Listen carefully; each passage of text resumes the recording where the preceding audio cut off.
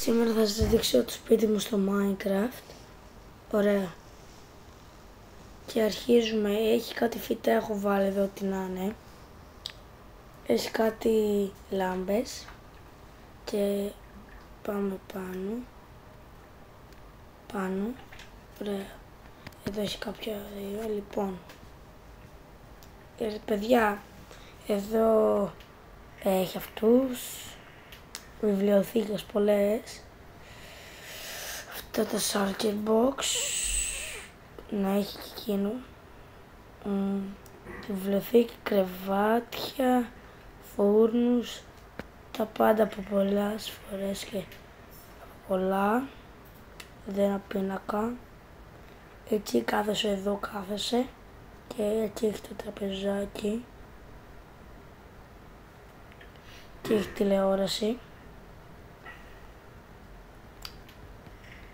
Εδώ έχει κάτι λάμπες.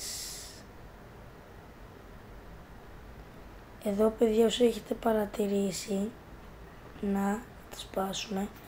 Έχω και αυτό. Έχω βάλει. Να καθίσετε να το βάλω.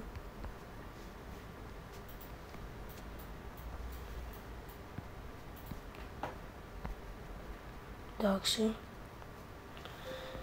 Παιδιά, αυτό είναι το σπίτι μου. Δεν έχω φτιάξει και πολλά πράγματα. Και γεια σας.